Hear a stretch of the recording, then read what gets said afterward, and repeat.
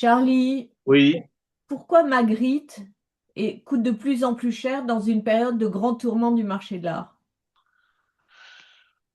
ben, je pense que depuis 40 ans que je m'occupe de Magritte, puisque j'ai hérité de Georgette en 1986, exactement le 26 février, Magritte est une valeur, entre guillemets, montante, qui ne faiblit jamais, qui monte d'année en année, pas de beaucoup, mais qui persiste. Et je pense que c'est comme malheureusement, si on parle d'argent et de finances, il faut comparer à la bourse. Magritte est une valeur défensive. C'est pas du tout une valeur technologique. C'est une valeur qui se poursuit dans le temps et qui n'est pas un phénomène de mode.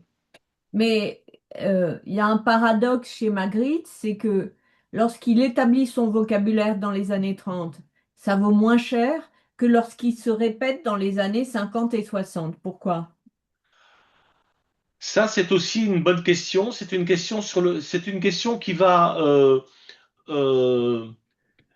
la réponse à cette question euh, se fait encore peut-être un petit peu attendre. Attends une seconde, je vais, voilà. Euh, la période des années 20-30 est une période moins commerciale. C'est une période plus, euh, c'est la base de tout l'esprit de Magritte repose dans les années 20-30. Pourquoi aujourd'hui on a des images qui sont célébrées par le monde entier dans les années 50 et 60? Mhm. C'est parce que Magritte est passé par les années 20-30 et euh, qu'il a fait ses expérimentations euh, au niveau surréaliste. Oui, mais la chose folle, c'est que plus les œuvres sont répétées, par exemple l'Empire des Lumières, et plus elles coûtent cher. Oui. C'est fou. C'est-à-dire plus il y a d'œuvres et plus ça nourrit le désir d'œuvres recopiées d'une certaine manière. Je, sincèrement, je pense que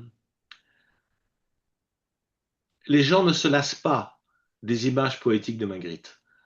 Euh, et je pense que Magritte a eu l'intelligence de peindre plusieurs fois des variantes de sujets iconiques. C'est ce qui fait que les gens recherchent ces variantes. Je crois que Da Vinci, s'il aurait peint des variantes de la Joconde, il y aurait eu exactement le même phénomène que pour Magritte.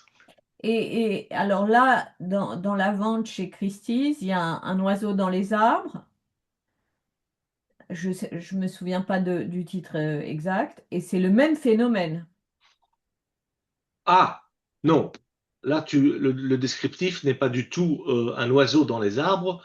Chez Christie, il y a un très grand tableau qui s'appelle Les Grâces naturelles, Oui, qui représente un bouquet de feuilles et d'oiseaux sur fond de feuilles vertes et bleues. c'est ça. C'est de ça dont il s'agit. Oui. Ce tableau-là, non seulement il est incroyablement peint, il est d'une qualité exceptionnelle, il est grand, il est plus grand que ce qu'on peut trouver il est inhabituellement grand pour un tableau de Magritte, parce que D'accord. Magritte généralement s'exprime sur des formats plus moyens. Ça, c'est un format qui est grand. euh, et il a une poésie, il a tout ce qu'on désire, tout ce qu'on souhaite autour de Magritte, il l'a. Et justement, c'est aussi un motif qu'il a répété 17 fois, je crois. Ah, j'ai pas compté, mais si tu le dis, je te crois. C'est Mais Olivier Camus qui me l'a je dit. crois sincèrement que l'art de la répétition chez Magritte n'est pas une source de lassitude ou de fatigue. C'est une source de Bien, désir. c'est une source de désir et c'est une source de joie. Mais de désir, c'est ça. Absolument. Et donc ici, c'est pas la rareté qui joue. on peut pas parler de rareté. Euh, on peut parler de phénomène. Et lui, il disait quoi sur le fait qu'il répétait plusieurs fois des variations d'un même thème? Je crois il ne disait pas grand-chose. C'est juste qu'il donnait suite à l'allemande.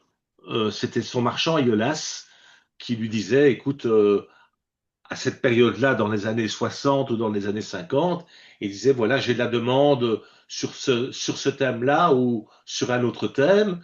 Et Magritte peignait, s'exécutait et peignait jamais le même tableau, mais des sujets dans le même esprit. D'accord. Et oui, c'est ça. Il s'en sortait de cette manière pour éviter la lassitude lui-même. Voilà. Il y avait toujours une sorte de petit déplacement. Mais tu dois savoir une chose, Judith, c'est que l'œuvre de Magritte est particulièrement petite par rapport à la demande du marché. C'est-à-dire, est-ce qu'on connaît le corpus, le nombre d'œuvres? Magritte a peint à peu près 1300 toiles, D'accord. 500 gouaches, 40 collages, quelques objets en plâtre, quelques bronzes, quelques bouteilles, et puis c'est tout. Euh, c'est pas énorme pour le monde, c'est pas énorme pour la demande qui existe aujourd'hui. Et c'est C'est pour une ça que demande globale. oui, pour la demande globale. Et c'est pour ça que les prix de Magritte s'enflamment, parce qu'il n'y a pas assez de tableaux pour l'allemande. C'est tout, c'est mathématique. Euh, euh, on ne parle pas de poésie là, on parle de chiffres. Alors, l'un entraîne l'autre. D'accord. Bon, merci beaucoup. Mais j'espère avoir répondu à tes questions. Tout à fait. Voilà.